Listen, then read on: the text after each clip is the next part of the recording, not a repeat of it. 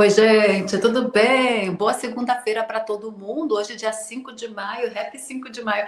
Aqui nos Estados Unidos, na verdade, a gente sempre comemora, né, o 5 de maio. Eu não sei como é por aí, mas aqui na Califórnia é muito forte. Então, as comemorações começaram mesmo no final de semana, né, que é o feriado 5 de maio. Para quem tem influência mais mexicana, acaba comemorando bastante. Aqui na Califórnia, a gente sempre tem o 5 de maio. Então, Happy 5 de maio para todo mundo que está por aí. Oi, vamos falar um pouquinho mais sobre o que? O assunto de hoje? O anúncio do governo Trump, né, em conceder para os imigrantes que estão indocumentados aqui nos Estados Unidos, esses imigrantes, eles receberiam passagem gratuita, né, para voltar para o seu país de origem e também mais um apoio financeiro de $1.000. Esta é a nova iniciativa do governo federal para poder aí fomentar ainda mais as autodeportações, né, de imigrantes que estão indocumentados aqui nos Estados Unidos. Eu vou trazer o Dr. Linhares justamente para falar sobre isso, porque é uma temática tão importante e também porque vocês querem saber, né? Afinal, Dani, esse método novo do governo de dar dinheiro, $1.000, mais a oportunidade de voltar no futuro para os Estados Unidos. Será que isso realmente é verdade? Será que vale a pena fazer essa autodeportação? Bom, vou trazer o doutor Linhares, que é advogado de imigração licenciado aqui nos Estados Unidos, para falar sobre isso e a gente também trazer mais sobre a pauta de hoje. Depois a gente abre espaço para as perguntas sobre migração. Vale ressaltar que a nossa live tem uma duração de 1 hora. Eu não posso atrasar o doutor André Linhares, tá, gente? Mas eu sempre boto as perguntas depois para vocês, combinado? Vou trazer então o doutor André. Uma boa noite para todo mundo que já chegou por aqui. Doutor André, tem bastante gente na live hoje, viu? Bastante gente já chegou, já dando oi, boa noite. E o assunto que realmente todo mundo quer saber, né? Essa nova modalidade de autodeportação, vou dizer exatamente assim, né? Essa nova modalidade de autodeportação que o governo Trump está promovendo. A gente já sabia que o CBP Home, que é o aplicativo, né, ele já tinha mudado, já tinha o botão de autodeportação, mas agora, essa semana, ou melhor, hoje, o governo anunciou, então, ajuda de custos, passagem gratuita para os imigrantes indocumentados que querem sair dos Estados Unidos, né, sem precisar passar por uma deportação, e também mais um auxílio de $1.000. Mudanças. Bom, primeiramente, boa noite, Dani. Boa noite aos primos mexicanos, que hoje comemoram a sua independência, 5 de maio, por isso que você mencionou até no início, né? Sim, porque na Califórnia é muito forte, o pessoal já começa a comemorar desde o fim de semana, né? Porque 5 de maio, dessa vez, sim. era uma segunda-feira.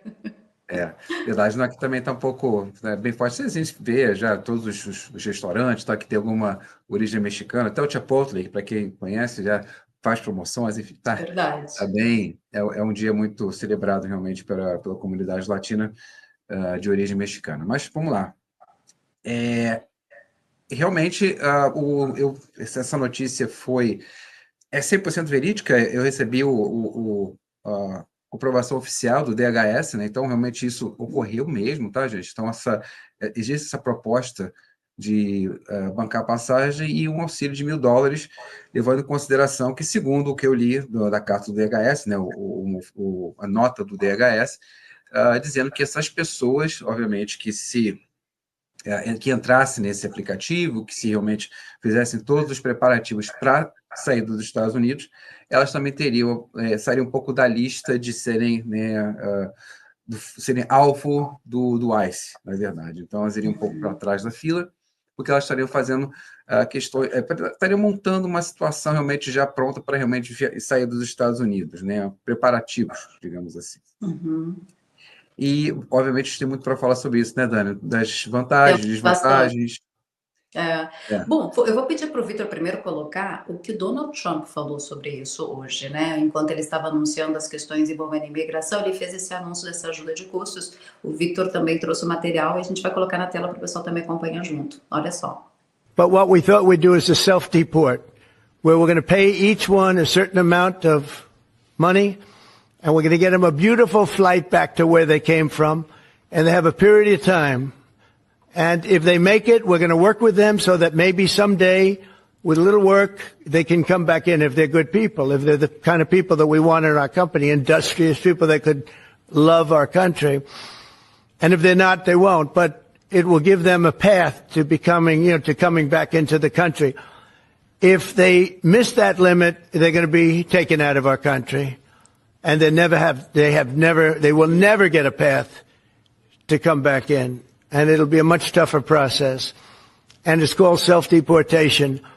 And by doing that, you're talking about so many millions of people by doing that. We have, by the way, we've taken out thousands of terrorists, drug lords. What we've done is amazing. And I'm sure Tom Homan and Kristi Noem have done an incredible job. They really have done an incredible job. But it's a hard job. So we're going to have a self-deportation where they deport themselves out of our country, and we'll work with them, and we're going to try, and if we think they're good, if they have, the people we want in our country, they're going to come back into our country. We'll give them a little easier route. But if they don't work, and if we take them out after the date, then they're never coming back, and that's the least of the problems that they're going to have. Yeah, please. Ele fala justamente sobre isso, né, doutor André? Justamente sobre a questão de facilitar essa autodeportação. Até para quem não sabe, gente, um custo de uma deportação normal, ela pode variar em torno de $17 mil, pelo que eu vi no site da UAP Press. Eles falaram isso, que os custos associados para reduzir, no caso, os custos associados às deportações, que podem chegar a $17 mil por indivíduo. No caso de famílias, esse custo pode chegar a quase $1 milhão por família. Por quê? Porque eles consideram os custos de detenção, deportação e de assistência pública também. Então, pensa aí, 17 mil normalmente é que o governo gasta para deportar um imigrante.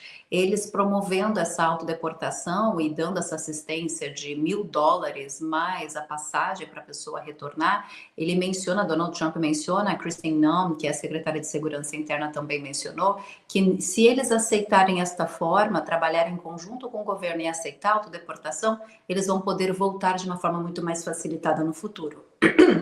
Na verdade, essa é a parte difícil de entender, doutor André. Será que realmente o governo vai facilitar para que esses imigrantes indocumentados façam essa autodeportação, dando esse dinheiro, essa ajuda de custos de $1.000? Será que de fato eles vão facilitar uma volta no futuro para esses imigrantes? Ou é mais uma jogada? Difícil saber, né? Ainda mais que pela questão do presidente Trump ter 4 anos de mandato, né? Então nós não sabemos o que virá adiante após esses 4 anos de mandato. Eu digo que essa questão dessa autodeportação, ela varia muito de caso a caso, tá? Dependendo da situação do indivíduo, de repente vale a pena. E outros realmente não vale a pena. Lembrando que você lutar por um visto fora dos Estados Unidos é muito mais difícil do que dentro dos Estados Unidos. Então, se você tem um caminho de uma legalização, mesmo que seja um pouco árdua, uma batalha, é mais fácil você brigar aqui dentro, tá? Obviamente, você vai, né, na situação, na conjuntura atual, você tem um risco aí de ser realmente deportado. Repito, né, cada situação é uma situação. O que ocorre, na verdade, essa ideia desse retorno seria uma saída, mas não seria chama-se de autodeportação, né, mas não é uma autodeportação, é uma saída voluntária, onde a pessoa, o imigrante, está saindo, está comunicando, está como se fosse um acordo entre o governo dos Estados Unidos e esse imigrante, olha, estou saindo voluntariamente, tá? E com essa saída voluntária pode ser que realmente, aí juridicamente falando, né, pode ser que realmente o governo americano conceda um visto para esse aplicante futuramente. Pode ser que haja uma barreira de 5 anos, normalmente, tá? Que seria o que ocorre nesse caso, e depois de 5 anos ele pode conseguir o visto. Mas aí, né, Dani, aquela história, né? A gente não sabe o que vai ocorrer no futuro, né? Qual seria o imigrante, na sua opinião, doutor André, que teria mais chances de fazer essa autodeportação, ou seja, que seria o ideal, né, fazer essa autodeportação, na sua opinião? Qual seria o tipo de imigrante? Eu digo todo mundo que realmente está numa sinuca de bico, que não tem muita solução de legalização. Pessoas Então, com ordem de deportação final? Pessoas com ordem de deportação final, que não vão conseguir um withhold. Agora, você conseguir um withhold deportation é quase, né, é muito difícil. Pessoas que estão com ordem de deportação, sem dúvida, devem, mas já estão com ordem também, né, devem levar isso em consideração. Pessoas que estão naquela situação onde não tem, né, estão aqui há muito tempo, não tem como se legalizar, não tem parentes, não tem nada, tá? É uma situação muito difícil realmente de conseguir uma forma de legalização. Estão aqui há muito tempo e, né, vivem com receio constante. Cada caso é um caso, né? Mas eu diria, sem dúvida, determinados indivíduos que realmente estão sem muita solução de legalização no futuro, porque vão continuar primeiro correndo risco, agora, daqui para frente, né, correndo esse risco de deportação, e não tem uma solução futura. Agora, quem tem uma solução futura, né, quem tem um são poucos casos, mas que tem um bom caso de asilo, por exemplo, vale a pena brigar por esse caso, né? Não entregue as bolas, né? Que eu digo, não entregue isso sem que você tenha realmente consciência que você está entregando, que você, né, vai estar perdendo completamente as batalhas que você pode traçar, porque, repito, fora dos Estados Unidos é muito mais difícil você conseguir um visto, conseguir uma legalização do que dentro dos Estados Unidos. Muitas pessoas questionam para quem, por exemplo, entrou de forma irregular, entrou pela fronteira, né, seja o caicai ou sem inspeção, por exemplo, e tem filho cidadão americano. O filho cidadão americano não dá perdão para quem entrou pela fronteira. No caso desses pais, o ideal seria a autodeportação? No caso, bom, depende da situação do filho, né? Por exemplo, depende, né, se há alguma necessidade do filho, se há alguma razão humanitária para o filho. Eu estava realmente vendo agora, isso é uma reportagem que tem uma mãe de Honduras, se eu não me engano, acho que Honduras é El Salvador, que ela tem um filho, uma filha americana que realmente tem condições gravíssimas de saúde e requer assistência contínua, né? Então, nesse caso, nós não estamos falando de uma questão mais de vínculo sanguíneo de parentesco somente, estamos falando de uma questão de razão humanitária. Então, é algo que pode ser levado em consideração nesse caso, sim, por razões humanitárias, tá? Como você falou muito bem, não é por questão de ser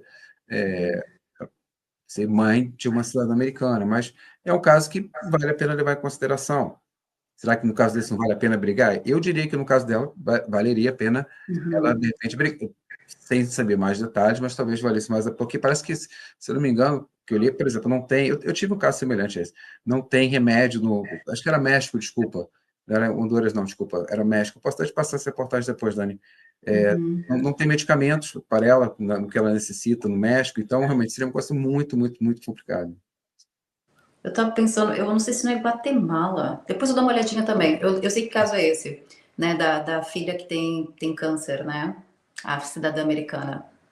É, É uma situação bem triste mesmo. Uma questão que eu estava hoje, inclusive, né, acompanhando as discussões dos advogados de imigração sobre essa questão dos $1.000, assistência do governo, né, e também em relação às passagens.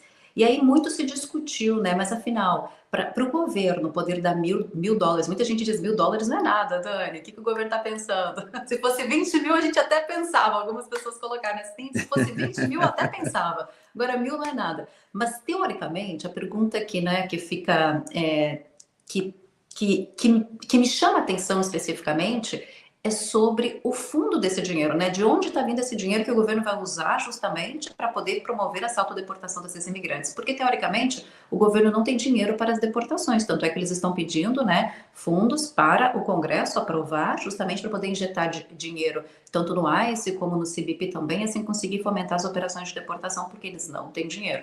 Então, da onde vai vir essa ajuda de $1.000? Porque se a gente for pensar, vamos levar em consideração um número que todo o governo sempre fala, em torno de 11 a 12 milhões de imigrantes nos Estados Unidos, né? Vamos lá, a gente sabe que é mais do que isso, com certeza é muito mais do que 11, 12 milhões. Mas levando em consideração, vamos lá, 12 milhões.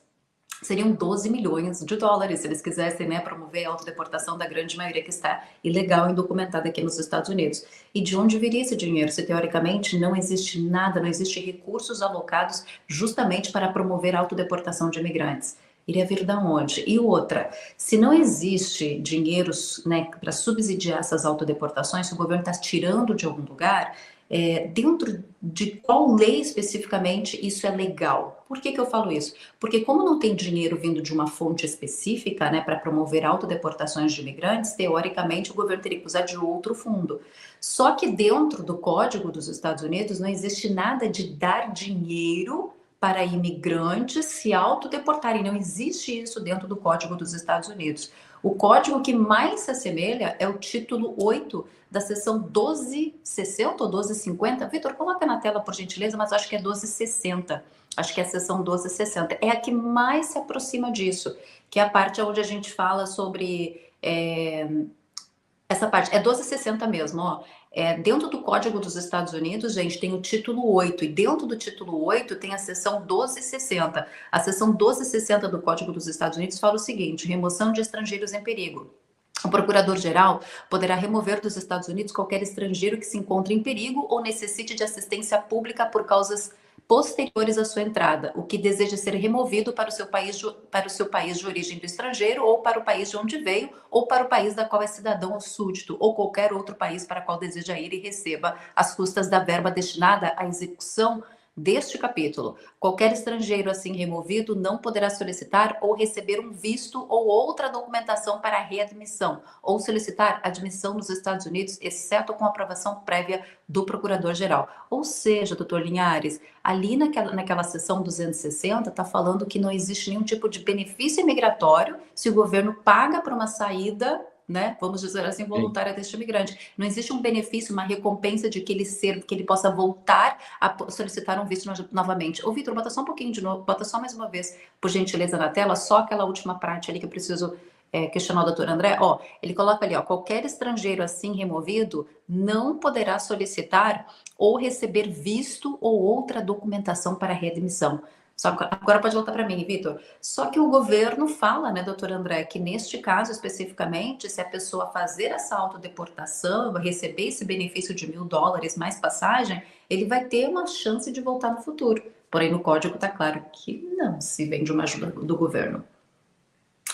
Salvo engano, exceto se realmente o procurador-geral aceitasse essa possibilidade de visto, né? Se fosse uma determinação do governo que aceitasse essa possibilidade de visto. Existiria. A questão aí, boa pergunta que você fez no início, é realmente, mesmo assim, da onde vai sair esse dinheiro, porque o problema não é o valor do dinheiro. 12 milhões é migalha para o governo americano, super migalha, isso é absolutamente nada. A questão que pode gerar alguma dúvida, controvérsia, desculpa, gente, falando o dia inteiro, é exatamente saber qual é o fundo realmente que isso vai ser destinado, da onde veio, porque o Congresso, ele aprova esse fundo, né? Como você colocou muito bem, né? Então, se o Congresso aprova todos os valores que estão sendo destinados, esse valor vai sair da onde? Só pode sair do Department of State, o Department of Homeland Security ou Department of Justice. São os únicos 3 locais que poderiam sair, teoricamente, né? Porque são os órgãos encarregados de efetuar esse tipo de controle, que, né, por exemplo, do CBP. Que aí nós estamos falando do Department of State e, dependendo do Department of Homeland Security. E aí realmente vem essa questão. Né? Esse dinheiro vai estar, se ele está disponível, será que ele vai pegar e realocar um valor que já está disponível hoje, né, que já está no cofre, digamos assim, para ele usar, no caso, o executivo, e fazer essa realocação? Eu acho que sim, eu acho que exatamente vai ser essa a ideia. Com relação ao retorno, eu acho que pode ser haver o retorno, sim, desde que haja uma saída voluntária. Não entendo que, de acordo também com o Procurador-Geral, aquela regra um pouco mais do 1260 é um pouco mais estrita, né, no sentido de como se fosse um acordo entre um e outro, mas não necessariamente saída voluntária, né? Enfim, não é exatamente, acho que a ideia daquela do 1260, mas isso pode ser que ocorra, só que, né, gente, a gente tem que tomar, se vai ocorrer ou não no futuro é realmente incerto, né?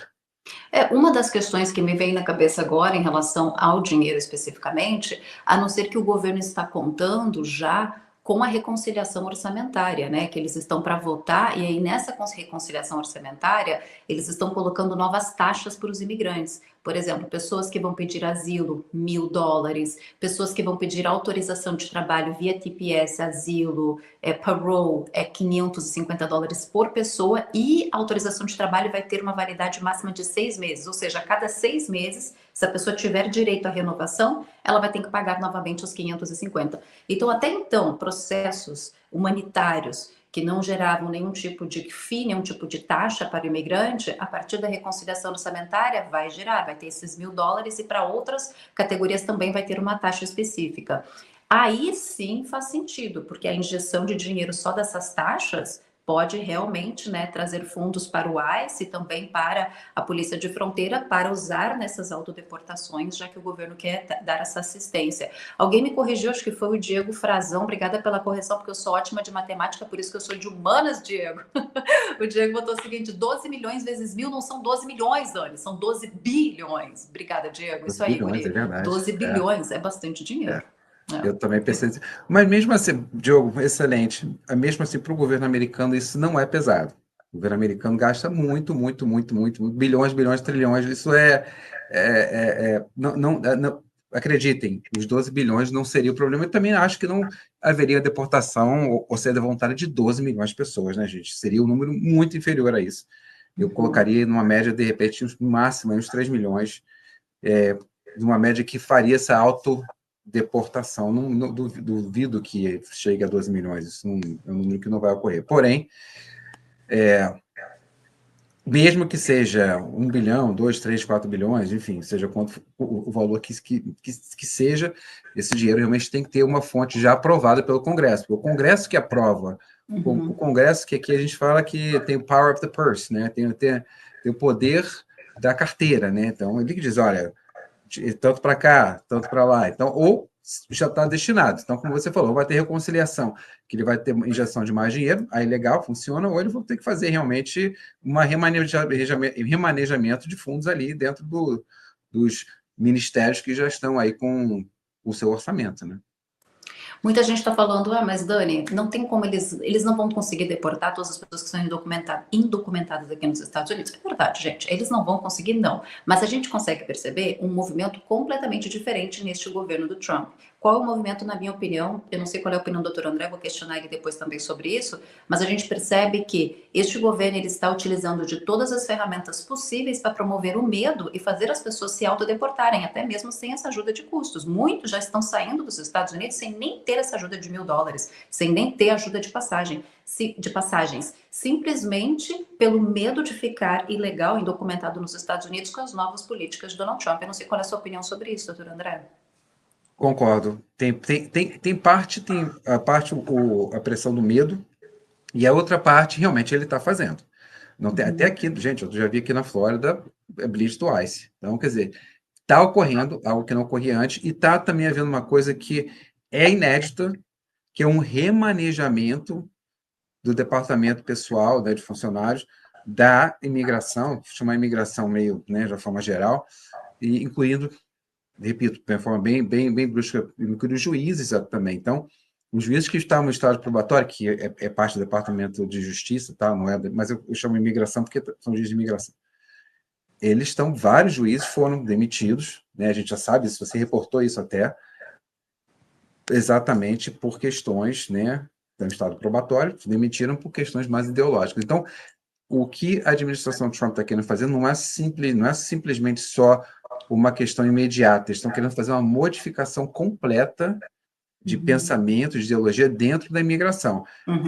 Fazer um reaparelhamento da imigração, no qual ela, mesmo após a sua saída daqui a 4 anos, mesmo com quem quer que entre, vai ter um trabalho muito grande de realmente mudar e tentar fazer com que apagar ou cortar o que foi gerado nesses 4 anos. Então, realmente, é um planejamento audacioso, mais futurístico mesmo, não só do presente, mas ele, sem dúvida, gente, está com esse plano, sim.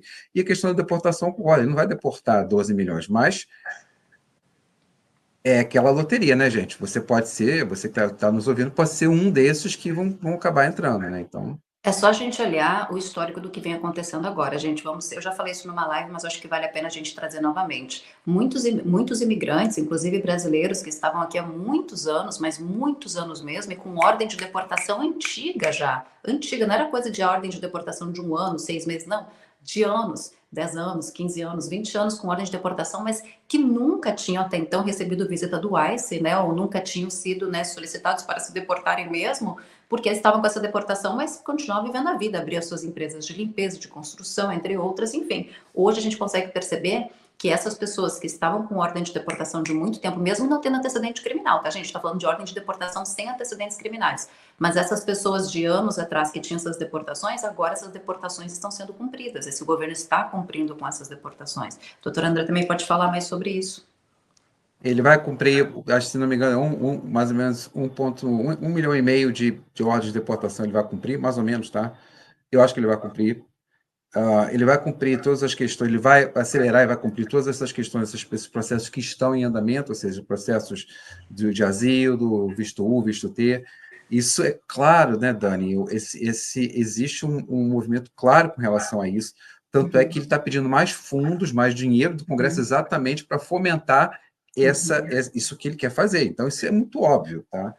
Não, a preocupação, se você pode perceber, não é, né, a própria imigração, coitada, a imigração que eu digo da USCIS, em determinadas áreas, principalmente na área que eu atuo muito, que é a área de employment-based, né, pessoal, trabalho, investidor, está cada vez mais carente, né? Maior déficit, maior tempo de processo, maior o boletim do visto, né? O visa bulletin está cada vez pior. Então, está havendo um déficit muito grande, porque também, principalmente hoje, o foco maior é realmente focar no maior número de deportação. Então, isso é sério. Eu, né, não levem isso realmente como uma questão mais só do medo. Ele concordo, sem dúvida, ele vai ter essa questão de botar o medo, claro, para que você se autodeporte, sem dúvida. Mas é algo verídico que está acontecendo mesmo, viu, gente? E outra questão, né? A gente está percebendo também no próprio site do ICE que eles estão divulgando bastante sobre as operações de deportação, enfim, aqui nos Estados Unidos. E uma questão também bem corriqueira que a gente começou a perceber com muito mais, está sendo muito mais comum, né, a divulgação também, é a questão das operações em locais de trabalho, para identificar empresas que contratam imigrantes indocumentados. Eu até estava olhando agora, saiu uma notícia que vai ter operações do ICE em Washington, D.C., em vários restaurantes, inclusive também de entregadores de DoorDash que usam aquelas scooters, que eles também vão bater nisso aí. E dá para ver, porque dá para ver no site do próprio site do ICE que eles estão todos os dias eles publicam alguma operação que eles fizeram em alguma empresa que recebeu multas altíssimas. Denver, ultimamente, a última que eu vi de multas altas, acima de $1 milhão, foi uma empresa de limpeza em Denver, né, que também empregava não sei quantos imigrantes indocumentados, tiveram uma operação lá. Esses imigrantes foram detidos e estão encarando deportação. Denver também, se não me engano, foi Denver não, foi Colorado Springs, teve aquela batida na boate lá que foi uma coisa de louco, Foi né? louco. Foi uma Tivemos loucura. também aí na Flórida mais de 1.100 pessoas detidas em uma semana, na Sim, operação Tidal Wave, né? Que o isso. governador Ron DeSantis também mencionou, justamente para tentar combater a imigração ilegal no estado. Exatamente, gente. Então, isso tudo eu acho que é mais do que evidente que, ainda mais que se você dirige, né? Quem está nos ouvindo, se você precisa dirigir o dia inteiro, tá? Obviamente, você acaba tendo um risco maior aí de ter um problema, porque, ainda mais se você está na Flórida, né? Atenção triplicada, porque realmente, no momento, está sendo determinado que, né, terá que ser avaliado o seu status imigratório se houver realmente uma suspeita que você não seja cidadão, não tenha green card. E para ter essa suspeita, né, é só você não saber falar inglês direito. Tá? Nesse caso especificamente, a gente está falando de ordens executivas, enfim, né? A gente teve a ordem executiva do Trump na segunda-feira passada, onde ele está impondo que os motoristas profissionais, né, agora tenham proficiência no inglês. Foi assinado semana passada e, inclusive, eu recebi já várias mensagens de pessoas que estão na Flórida e também em outro estado. Alguém me mandou de outro estado também, que foram tentar tirar a carteira e eles não estão pedindo o teste de proficiência e quem não consegue passar não está recebendo. E eu vou além. Aguarde que muito em breve, eu não sei como é que isso não aconteceu, mas muito em breve, pegando esse gancho do que ele já está fazendo, o processo de naturalização vai ser muito mais difícil, principalmente na prova de inglês. Porque no momento a prova de inglês é bem tranquila, né? Você vai lá, fala algumas palavras, eles, né? Ok, legal. Eu estou convencido, eu estou realmente convencido que esse processo vai ser muito mais dificultoso, digamos assim, principalmente na prova de inglês. Você vai ter que realmente mostrar proficiência na língua, você sabe realmente falar inglês. Para quem sabe falar inglês bem, não tem problema nenhum, você vai passar com flying colors. Quem não fala inglês e já tem muito receio, né? Eu conheço muita gente, até com mais idade, eu conheço gente, né, Dani, tem sem dúvida, talvez vocês também devem conhecer, que até hoje não tiveram a coragem de fazer a prova da cidadania, exatamente Várias por pessoas. medo, por questões, né? Porque eu tenho medo de falar inglês, eu não consigo falar inglês direito, na hora eu vou, exatamente por isso. E, sem dúvida, eu acho que essa parte vai dificultar. Se já não está, eu não tenho essa informação direta, mas vai ser dificultado, sim. Agora, uma perguntinha, doutor André, para você, a sua opinião, na verdade, né? Com tudo isso que o Trump vem promovendo, principalmente focando nas operações de deportação de imigrantes ilegais aqui nos Estados Unidos, Na sua opinião, isso pode ajudar a melhorar o Visa Bulletin para quem está em processo de Green Card por trabalho, por exemplo, que a gente tem esse retrocesso desde 2022, né? O EB2NW entrou em dezembro de 2022, o EB3 Unskilled começou um retrocesso infinito lá em janeiro de 2023 e nunca mais voltou. Tem Mas que na sua chorar, né? opinião, é que chorar, não, realmente. Por isso eu fico com pena da galera, porque tem tanta gente que está aplicando pelas vias legais de trabalho, seja um EB1, um EB2. O EB1 até que tá ok, apesar que o pessoal está reclamando das entrevistas consulares do EB1, que mesmo estando current, estão demorando bastante em certos consulados do Brasil, por exemplo. Mas mesmo assim, muita gente aplicando para a categoria de trabalho, esperando aí uma luz no fim do túnel com o Visa Bulletin. Você acha que o Trump vai mexer nessa questão? Você acha que a gente vai conseguir ter datas melhores de prioridade no Visa Bulletin? Eu espero que eventualmente a administração venha mexer nisso, né? Eu já estou 100 dias se passaram, estamos aguardando que haja realmente uma movimentação, né? Como a gente falou no início, né? O foco deles está muito concentrado nessa parte da imigração ilegal. Então, essa outra parte eles não estão muito preocupados no momento, até financeiramente. Mas eu acho que sim. Lembrando que parte desse problema do Visa Bulletin foi exatamente um excesso de aplicações, né, onde todo mundo ouviu falar que o EB2NW né, a coisa mais fantástica do mundo, e realmente é um visto fantástico, óbvio, né? E passamos por um momento que estava muito mais acessível, né? O EB2NW, né, Dani, ele tem aquela questão de flutuação, né? O governo decide. Então, Sim. se o governo quiser... Eu sempre faço uma analogia com nota escolar, né? Se na tua escola, para você passar de ano, digamos que seja 7, né? 7 você passa de ano. O governo fala assim, olha, eu vou abaixar a nota para 5, 5 você passa. Então, e o governo anterior abaixou a nota para 5. Estava muito mais acessível, né? Muito mais fácil conseguir. De repente, aí, infelizmente, também faltou essa percepção, muitas aplicações, inflou, encheu, aí a gente falou assim, bom, agora a gente tem que cortar, vamos aumentar a nota para 7. Então, aí aumentaram a nota para 7,5 agora.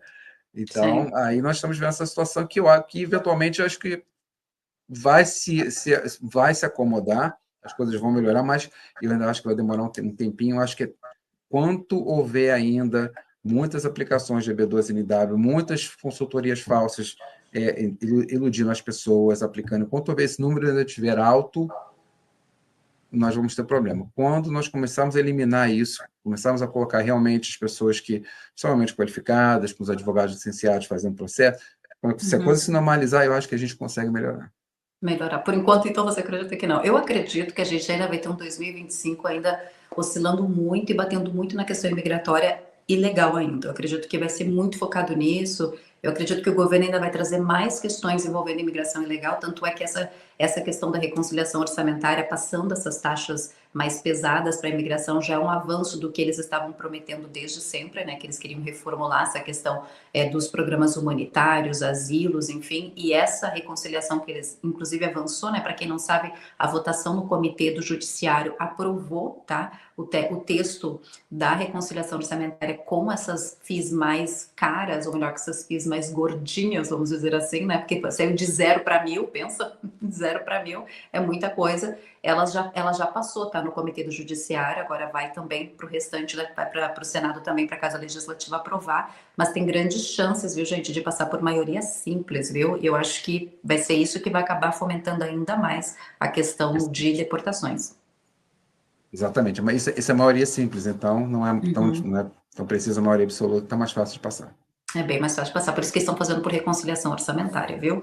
Lembra que o Biden poderia ter feito isso lá em 2021, que eles tinham um congresso, eles tinham tanto a House como o Senado, e eles queriam passar aquela reforma imigratória dos 11 milhões. Bom, no fim, entrou a dos essential workers, que até avançou no Senado, mas acabou morrendo na última etapa, né? Mas só para vocês terem uma ideia, a força que os republicanos estão fazendo para passar essa reconciliação com essas taxas mais caras de imigração, justamente por reconciliação orçamentária, viu, gente? Bom, eu vou abrir espaço de perguntas, se vocês quiserem questionar o doutor André, qualquer questão sobre imigração, até mesmo sobre o que a gente está falando, fiquem à vontade, tá, gente? Vou abrir espaço, vou deixar o Vitor colocar as perguntas aí na tela. Marco Antônio Pinto Profiro, obrigada pelo superchat, Marco. Dani, indique um advogado que seja especialista em visto T, please. Doutor André, o que você acha? Você gosta do visto T? Porque eu sei que ele é um visto um pouco mais chatinho de se trabalhar, não é tão simples, né? Eu tenho caso de visto T, mas não sou, Dani, super especialista no visto T, realmente. Então, não posso dizer para Dani, não posso te dizer para Dani me indicar, porque talvez eu não seja tão apropriado assim para pegar esse caso. Porque a gente pode indicar a doutora Fernanda Bueno, ela é especialista em visto T. Daqui a pouco ela pode te ajudar, viu, Marco? Acredito que pode ser uma boa para você fazer uma consulta com ela, que pelo menos ela é dessa área humanitária. Te ajudar. Larissa Zene, Dani, EB2NW, não vi a carta do appointment biométrico do I-765 e agora 30 dias depois e não reagendaram ainda. Também o meu I-485 foi para o National Benefit Center depois de 80 dias. O que significa? Larissa Zene. Doutor André, algumas pessoas perdendo os seus appointments da sua biometria. Larissa, isso está ocorrendo, inclusive a Associação de Advogados já entrou em contato com a USCIS para isso, também estamos tentando ver exatamente como resolver esse impasse, e deve ser resolvido a qualquer momento, mas é um probleminha que realmente ocorreu, parece que você foi uma das prejudicadas com relação a isso, viu? Vamos ver, de repente, o contato, não sei se você está com um advogado, mas contate seu advogado para ver o que pode ser feito nesse caso, no caso, para ele te ajudar específico, né? Não sei como é que tem os detalhes do seu processo, mas está ocorrendo mesmo, né? E realmente agora, a única coisa dessa segunda parte aí, que seu processo parece que foi, seu 405 foi para o National Benefit Center depois de 80 dias, né? Você pergunta o que significa. Eu não sei por que seu processo foi para o National Benefit Center. Será que porque ela perdeu a biometria? Pode ser que sim. Eu Pode ser acredito sim. que pode ser porque ela perdeu a biometria. Talvez colocarem em hold e mandaram para o National Benefit Center, que normalmente demora mais lá, né? Demora, exato, demora mais, não fazia sentido eles irem para lá. Então, se foi por isso, de repente, entre em contato mesmo, ver por quê, né, tenta entrar em contato até com o National Benefit Center, que eles vão te responder, e de repente pode ser, entenda exatamente qual foi o problema, aí você pode solucionar. É solucionável, tá? Perfeito. Temos mais o César Gomit. Obrigada pelo superchat, César. Após o casamento com um cidadão americano e dar entrada no pedido do Green Card, tenho que esperar a aprovação do Work Permit e não posso trabalhar até que seja aprovado? Isso é verdade? Qual o site para fazer atualização de endereço? Bom, vamos primeiro para a primeira pergunta. Vamos voltar ali primeiro. Após o casamento com o cidadão e dar entrada no pedido do Green Card, tenho que esperar a aprovação do Work Permit e não posso trabalhar até que seja aprovado? Yes. Essa é correto, você só trabalhar quando você tiver o Work Permit aprovado. Isso aí, É tem que verdade. esperar a aprovação, né, gente? Porque daí, tendo a aprovação, você está liberado para trabalhar. Antes disso, você ainda não tem, então tem que esperar. Só que tem uma questão importante. Tem muitas pessoas que acham que aplicando para o 485 vão receber o work authorization, né? O work permit. Mas não, gente. Mudou, né? Agora você tem que aplicar para tudo. Se você quiser a autorização de trabalho, você tem que aplicar e pagar uma taxa. Antigamente, as pessoas faziam a aplicação do 765, mas não pagavam nada e votavam junto com o 485. Hoje tem que pagar separadas as taxas. Então, se você não solicitar, você não vai receber sua autorização de trabalho. Você tem que esperar só pelo seu green card. Então, tem que ver exatamente, César, se você chegou a aplicar para o 765 mesmo e pagou a taxinha aquela maravilhosa. E tem que pagar, exatamente. Principalmente se você pagou a taxa e recebeu lá o recibo, né? Que você pagou a taxa. Isso mesmo. Notice of action.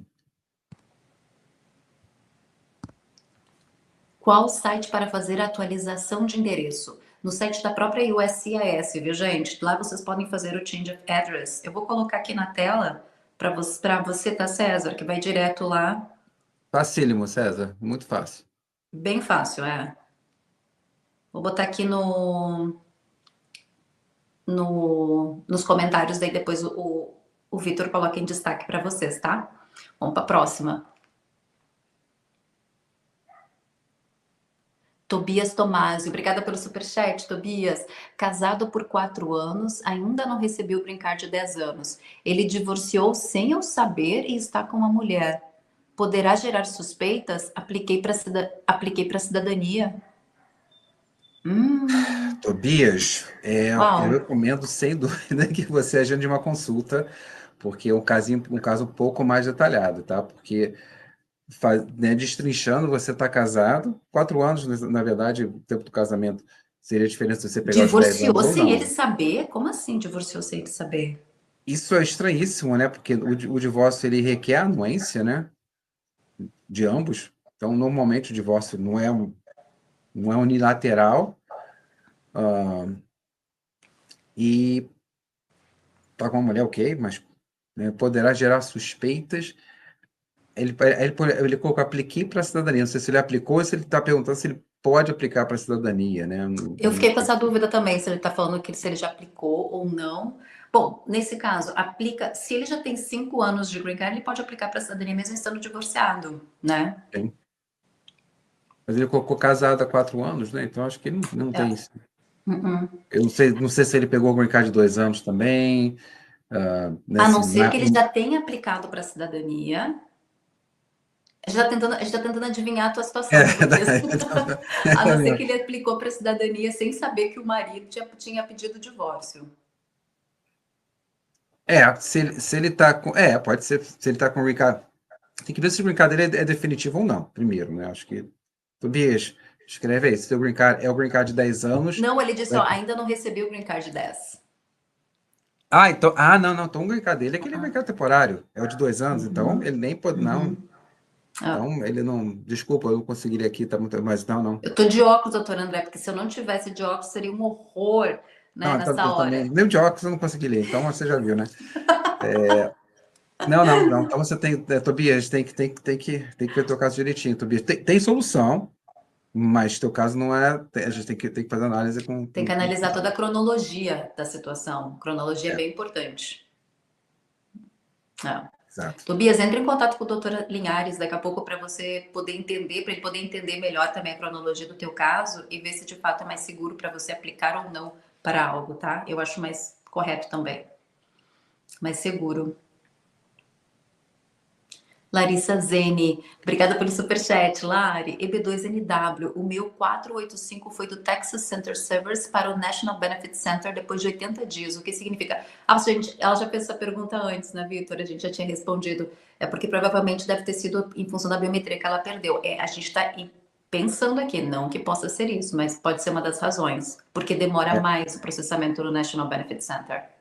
É a Larissa que é a mesma que fez a pergunta antes, não, ok? Isso, Alguma coisa assim. Maria Cristina Ferreira Lopes, obrigada pelo superchat, Maria. Boa noite, meu processo por casamento foi aprovado. Maria, que demais. No entanto, consta 2 casos na plataforma de imigração ativos por ter iniciado por pessoas desonestas. O que tem a ser feito? Foi aprovado aqui. Maria, pegadinha, viu? Porque você teve o teu caso aprovado, só que você relata que tem na plataforma da imigração, que eu acho que você se refere no teu caso. Eu tô, assim, quando eu fiz plataforma da imigração, acredito que seja o teu caso, né, Maria? Específico, né? Quando você põe lá teu número e aparece o teu caso específico na plataforma, no site da imigração, né? Agora, É um pouco confuso para a gente conseguir entender, né? Para poder te dar uma resposta um pouquinho melhor, Maria, porque está um pouco confuso para a gente entender mesmo. O que seria esses 2 processos ativos por pessoas desonestas? É processos do quê? É processo de casamento com outra pessoa, com a mesma pessoa que você teve seu processo aprovado? Se você conseguir trazer um pouquinho mais de detalhes, acho que vai ficar mais fácil a gente conseguir te responder, porque está um pouco confuso mesmo. Mencionei pessoas desonestas porque paguei e não fizeram o que deveriam ter feito. E o outro profissional conseguiu recuperar o nosso processo. Entendi. Então, ela pagou uma empresa que não deve ter feito o trabalho, eles acabaram aí pegando provavelmente um outro escritório que entrou com um processo do zero, e acho que talvez por isso que ela deve ter 2 processos em aberto. Só que um está aprovado, pelo que ela mencionou. Então, mas Maria, qual seria a tua pergunta específica? Ou foi só Não sei se a pergunta dela tem a ver o seguinte, talvez por ela ter um outro caso em aberto, se ela deve fechar ou não, já que foi criada por uma empresa que não deu continuidade no processo. Eu acredito que deve ser isso. Tem 2 números. 2 números. Então tem que fecha outro caso, claro, não, fecha. Se você não fechar esse outro caso, você vai acabar nem recebendo o teu green card por uma questão técnica. Porque eles podem ver que você está com um em aberto, melhor você fechar. Fecha ele mesmo. Olha só, doutor André, várias pessoas, né, acabam Gente, isso é uma realidade de muitos imigrantes, infelizmente, né? Pessoas que acabam pagando por empresas para fazer processos, as pessoas somem com processos, as pessoas nem imaginam. Tem casos de pessoas todos os dias chegando no meu DM dizendo: Dani, eu achei que eu tivesse com um processo aberto na imigração, hoje descobri que não tinha nada, que eu paguei e que nunca entraram com processo. Essa questão, Dani, que nós falamos um pouco mais cedo do Visa Bulletin, por exemplo, essas questões são essas pessoas, às vezes, que acabam fazendo, né, trambiqueira. Infelizmente, isso ocorre. Infelizmente, gente. Por isso vocês têm que ficar atentos também, viu?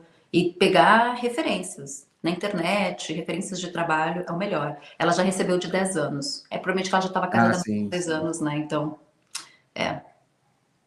Mas fecha, só por via das dúvidas, manda fechar aquele outro caso lá, para você, olha, esse caso tá errado, não é complicado, não dá para você fazer. Pede seu advogado que cuidou do teu caso, fechar aqui, vou fechar tranquilamente.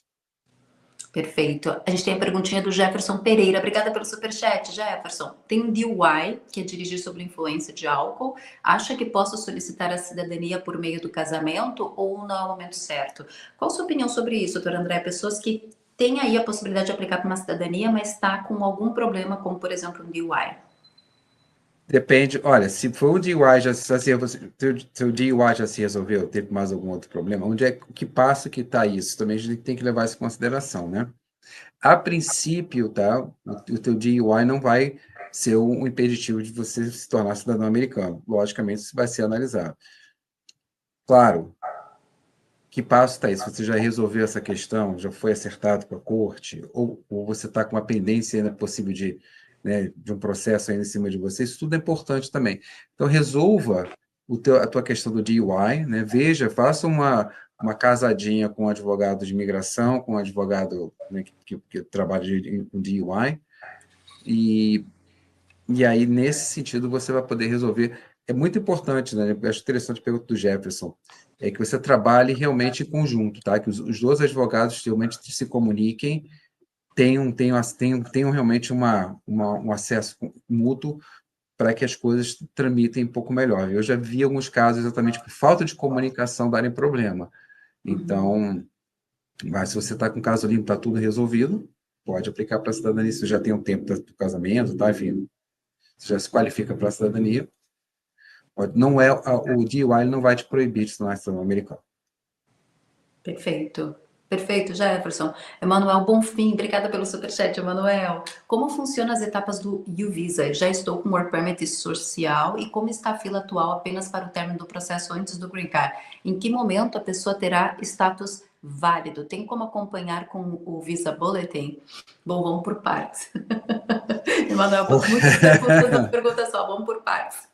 Como funcionam as etapas do visto U? Se você já está com autorização de trabalho e social. Se você já está, acredito que ele deve ter o bona fide aprovado já, né? O que é ótimo para ele. Né? Agora, ele está com autorização de trabalho, que eu entendi, né? Está com a autorização e social já. Então, provavelmente, tudo certo. Até então. Não, tudo certo temporariamente, né? Até então. Você não tem ainda a aprovação final do teu visto U. Mas ele funciona semelhante, tá, a vários processos, no sentido exatamente como você falou. Você vai ter teu Work Permit, né? Obviamente, com o teu Work Permit você pode ter teu social. Nessa parte você está na fila. Só vou te falar, mas o tempo da fila, Emanuel, está demorando muito tempo, viu? O visto 1 está tranquilamente aí 5 anos. Mas a doutora Fernanda falou 21 anos, doutor André. 20, eu não duvido que seja, tem casos de 21 anos, sim. Mas, bom... Por causa do prazo, por causa da cota. Porque visto U, a cota de visto U são 10 vistos por ano fiscal. São só 10 mil de vistos U por ano fiscal. Só que a fila é muita gente aplicando para visto U. Assim como aconteceu com o B2NW. Muita gente aplicando e acabou deixando a fila longa demais. Eu me refiro a 5 anos, desculpa, eu me refiro a 5 anos para você ter a sua aprovação. Se você conseguir a sua aprovação, para o teu processo se findar. Desse momento até você conseguir resolver pegar o Green Card, vai demorar mais tempo, sim. Realmente não tenho ideia que seja 21 anos de idade. Mas para o tempo de processo mesmo, né? É mais ou menos assim, para você resolver o teu processo. Né? A mesma coisa, para você ter o teu OB2 aprovado, se você pagar a taxa extra e conseguir aprovar sem RFA, você aprova em 45 dias. Você só vai conseguir ter o green card daqui a 2, 3 anos. Se o Visa ajudar. Não, eu digo, mas exatamente. Então, Se o Visa ajudar, que diferente a loucura. aprovação do teu processo e o momento que você pega realmente o green card. Eu acho que talvez seja até interessante você ter levantado isso, porque eu acho que é parte da pergunta dele também, né? Tipo, como é que funciona esse processo. E ele está na fila atual apenas para o término do processo antes do green card. Então, quer dizer, uma vez você tendo o visto aprovado, você pode demorar ainda muito tempo para você realmente entrar e pegar o green card. É quase como se fosse, Emanuel, você deve ter ouvido falar que é caso de casamento não, de irmão de cidadão americano, né? Aqui você pega o 130, você pode aprovar rápido, mas você vai ficar muitos anos esperando o teu green card. 17 anos, irmão por irmão, né? É uma fila bem unfair, bem injusta. Nossa. Sinceramente falando. É isso então. Caio Cedrola, obrigada pelo superchat. Caio, boa noite. Tenho o green card permanente.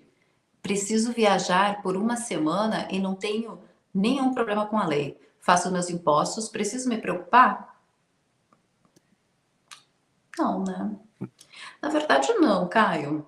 Eu sei que muitas pessoas estão preocupadas com o retorno em função que o governo está muito mais, né, rígido no retorno de muitas pessoas, inclusive quem tem green card. E o governo, inclusive, mencionou isso, né, doutor André?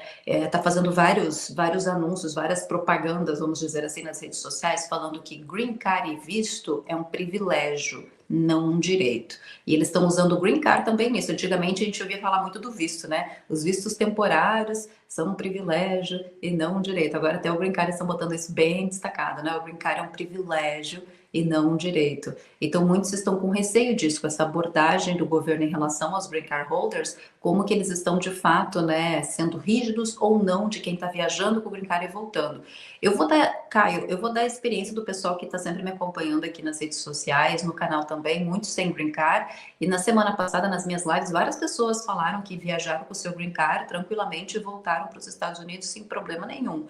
Né? Então, só tem que cuidar mesmo quem tiver problemas com a justiça, que o doutor André mencionou, pessoas que ficam além, ficam muito mais do que 6 meses fora com o seu green card, ou pessoas que conseguiram, né, adquirir o seu green card por meio de fraude, que até então essas pessoas também podem ter problemas para retornar.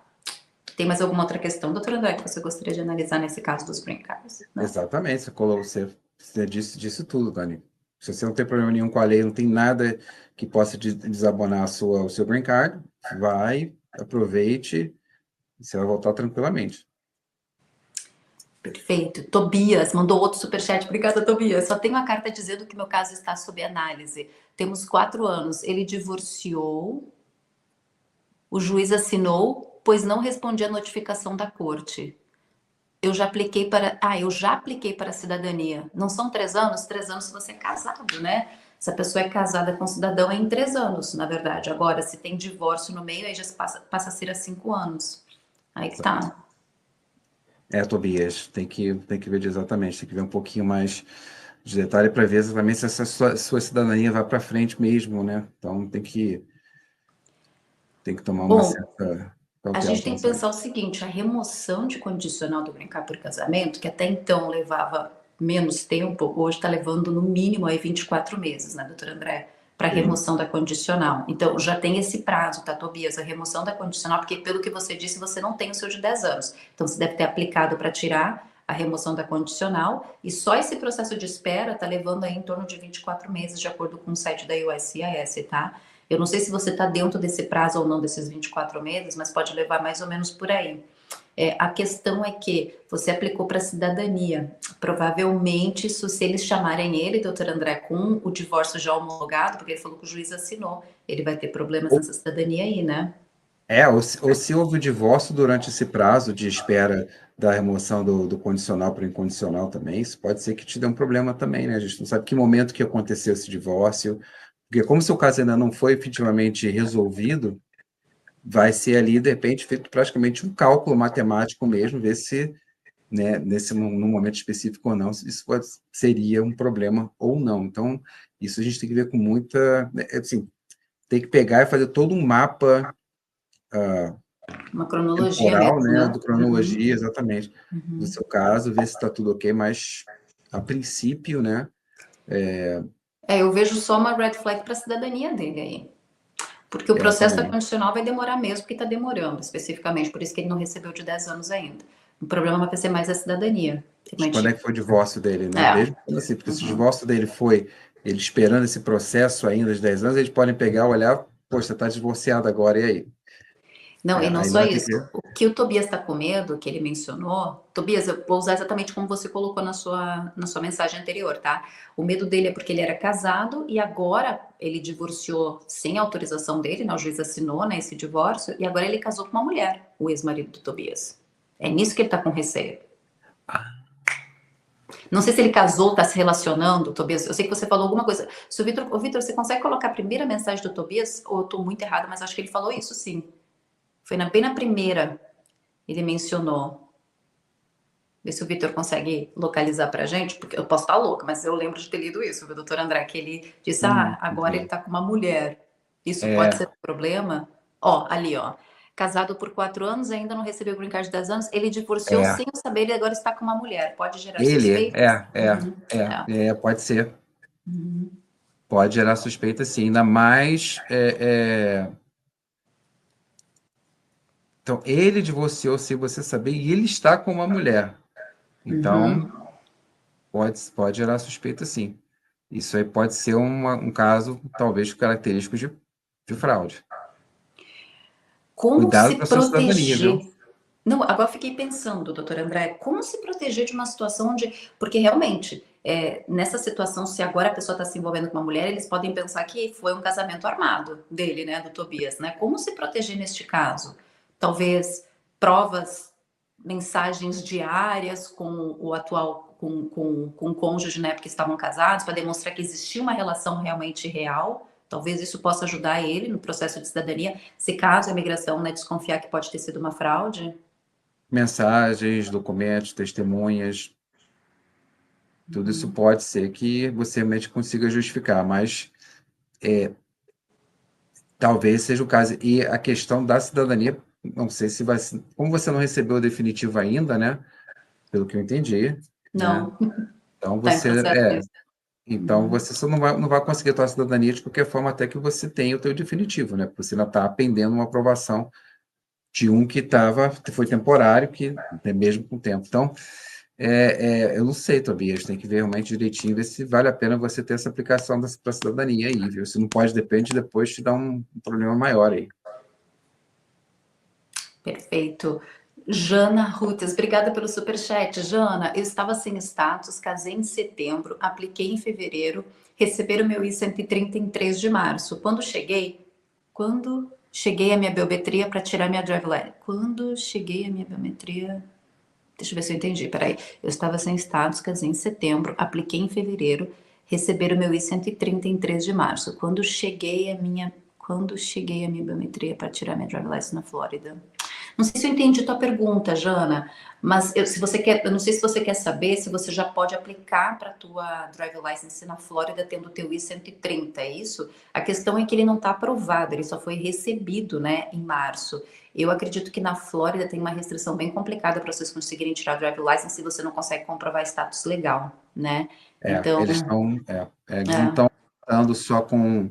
Normalmente, dependendo do caso, às vezes, Julia aceita, mas eles não estão aceitando só com Notice of Action. Então, esse pode ser um problema para você conseguir seu driver's license. Mas você, a de qualquer maneira. biometria, ela até colocou aqui, ó, quando chega a minha biometria? Bom, a biometria não tem como a gente dizer em quanto tempo eles podem realmente agendar, né, doutora André, a biometria dela depois do I-130. Pode demorar mais tempo ainda, pode ser rápido, pode demorar mais tempo, tudo depende. Depende do Service Center e do oficial que está analisando o caso dela. Mas, Jana, só o teu I-130 não sei se vai te dar direito a drive license na Flórida, viu? Teria que realmente verificar no DMV lá, porque, gente, varia muito de DMV para DMV, viu? Tem DMVs que são muito mais tranquilos de vocês conseguirem tirar com certas documentações e outros são bem mais complicados. A Flórida andou mudando algumas regras. Parece que na semana passada, se eu não me engano, parece que mudaram a regra também do visto de estudante. Até então, o visto de estudante na Flórida, ele chegava... o tempo da drive license da Flórida para quem era estudante era o tempo do I-20 da pessoa. Então, se a pessoa fizesse uma faculdade, por exemplo, era o tempo do I-20. Parece que agora mudaram, parece que estão botando só um ano no máximo, tem que renovar de ano em ano agora, o estudante na Flórida. Então, tendo eu várias também mudanças nesse ponto. fiz trabalho, agora a atualização de trabalho tá menor de novo, então assim, tá tudo mais, mudou bastante. Muita coisa está mudando. Por isso que eu digo, tem muitas coisas que tem que ver direto no DMV. Mas eu acredito, Jana, que você vai ter um pouco de dificuldade justamente em função disso, viu? De não ter ainda um processo aprovado, mas sim um processo em andamento. Ah, você precisa do... é que você vai ter que precisar... Você vai precisar do 485, que é o Green Card, aprovado, lindona. Não é nem só o Receive Notice. Você tem que ter aprovação, porque essa é a tua residência permanente. E isso que não tem como a gente precisar quanto tempo pode levar no Green Card por casamento. Pode ser rápido, pode ser 5, 6 meses, mas pode levar mais tempo do que isso. Depende muito. Né, doutor André? 5, 6 meses são, assim, se você conseguir 5, 6 meses, me avisa aqui, porque, nossa mãe, me diz qual foi o oficial que eu tentar, tá difícil agora, nossa. Tá bem mais demorado agora, Jana. Vai ter que ter um pouquinho de paciência mesmo, viu? Quem tá entrando agora, principalmente, né, então... Raquelita, obrigada pelo superchat, Raquelita. Oi, tenho brincar há 1 ano pelo EB2NW sem fraudes. Todo mundo agora tá destacando, sei. Tenho um cruzeiro semana que vem. Posso ir tranquila? Algum caso de brincar holder barrado no Porto de Miami? Obrigada. Doutor André, viu como as pessoas estão com medo? Até mesmo quem tá legal tá com medo.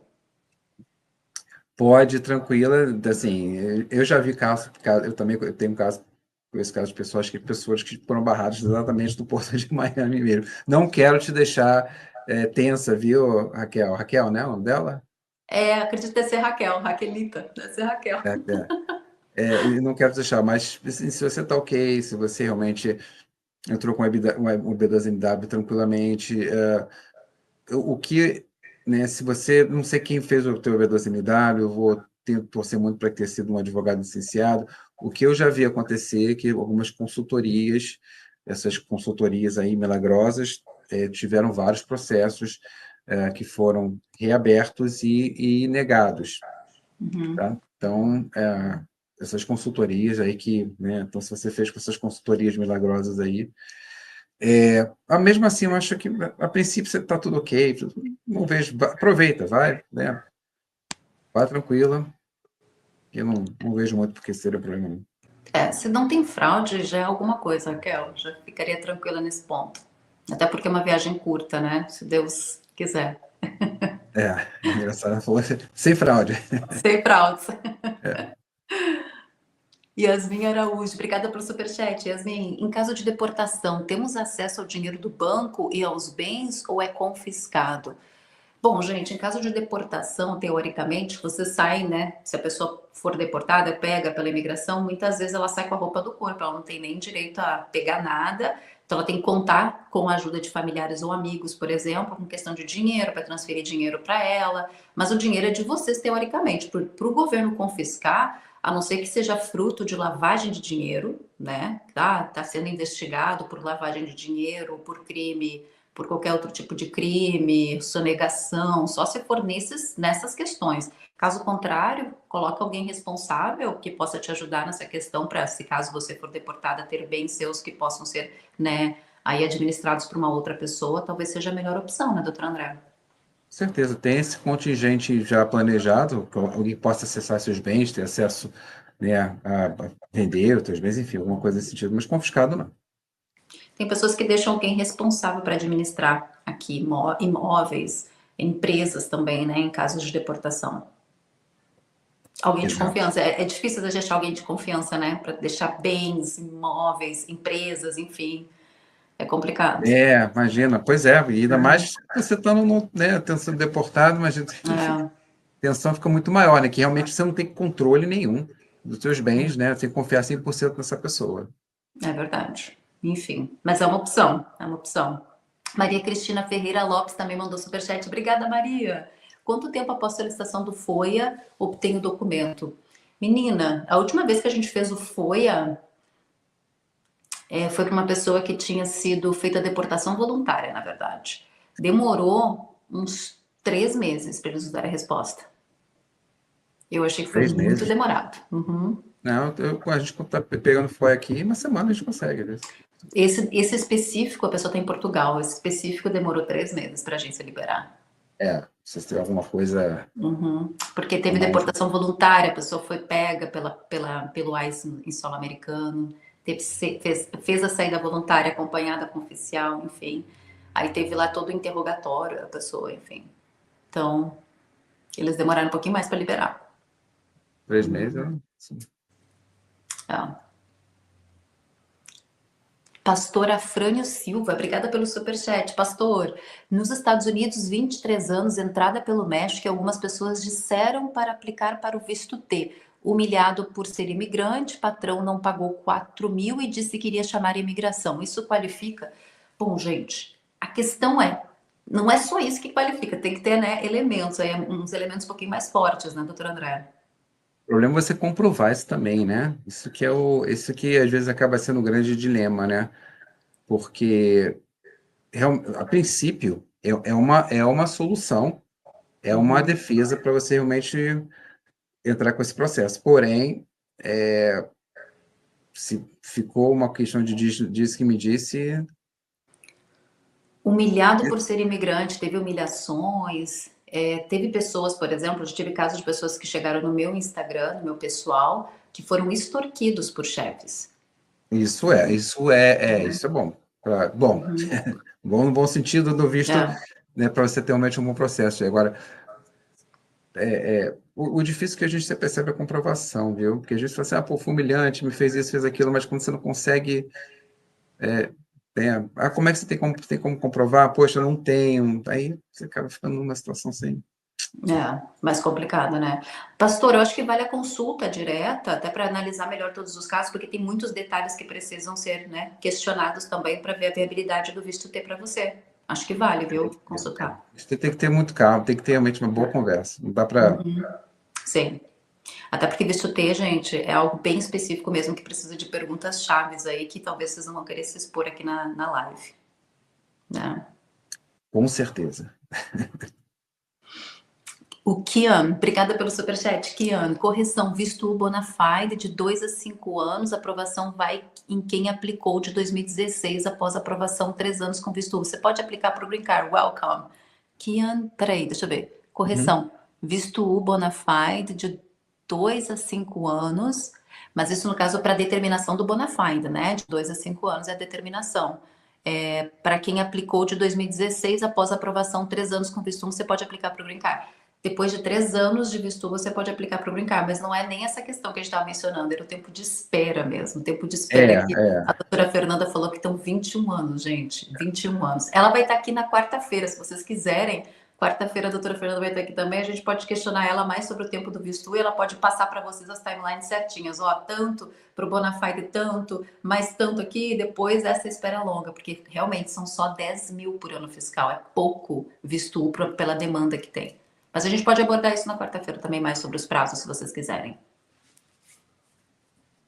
Célio Iago, obrigada pelo superchat. Célio, minha mãe pegou a cidadania, ela tem 82 anos, posso aplicar por ela? Já fui deportada em 2004, tem problema? Fui deportada há mais de 20 anos, mas a mãe já é cidadã. A princípio, sim. Eu tô falando aqui de uma forma bem genérica, até, mas ela é cidadã. Você é filho dela, logicamente você é filho, eu acredito, pela idade dela, você tem mais de 21 anos de idade também, então, mas enfim, mesmo assim, acho que sim. Em que casos que o Célio não teria direito a ir se brincar pela mãe cidadã? Se ele tivesse entrado pela fronteira mais do que uma vez, por exemplo? Eu não sei onde é que ele está, né, também tem essa... Eu acredito que ele esteja no Brasil, acredito, Exato. não sei também, né? O que ele falou que ele foi deportado, né, em 2004, não sei se ele regressou, né, não sei o tempo de deportação dele, se ele está no Brasil, se ele está cumprindo o tempo de deportação, se ele está cumprindo o tempo de deportação no Brasil, hoje tem que cumprir o tempo de deportação que, se for em 2004, já deve ter passado, né?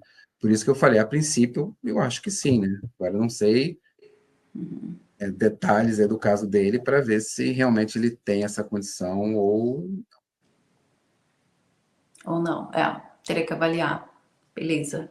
Mais 3 perguntinhas e a gente finaliza, viu, Vitor? Pensamentos positivos. Doutor, você acredita na possibilidade da lei da dignidade passar? não uma anistia, mas algo que possibilite as pessoas trabalharem, pagar seus impostos e ir e vir. Não acredito. Desculpa. Não. Na conjuntura atual, eu não acredito que deveria, claro que deveria, sem dúvida deveria, mas eu não vejo no momento uma situação política favorável para que a gente consiga passar qualquer lei, na verdade, que venha beneficiar as pessoas que estão aqui, eu posso trabalhar. Sim.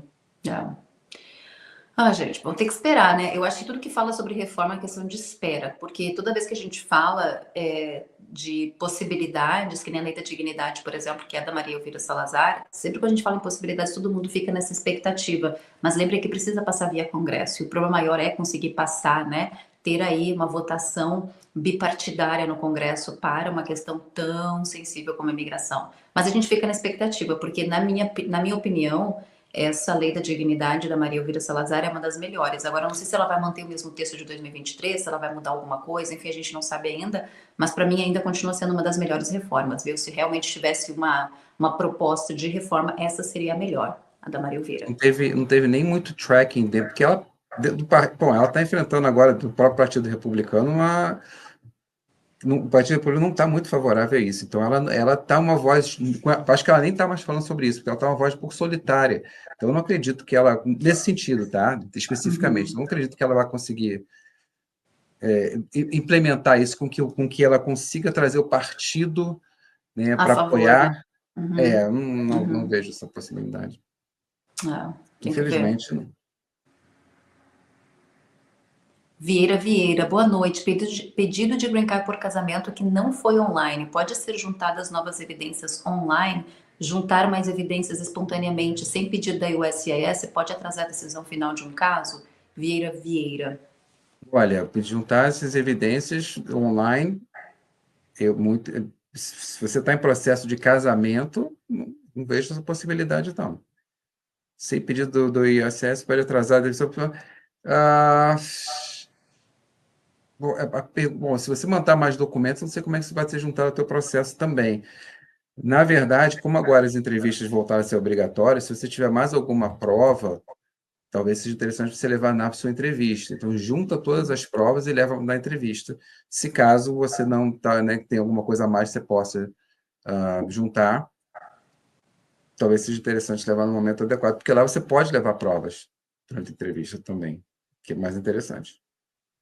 Perfeito. Irma Brito, oi Dani, estou fazendo o registro do meu filho, o G325R, a única opção que aparece é o EWI na parte do estado.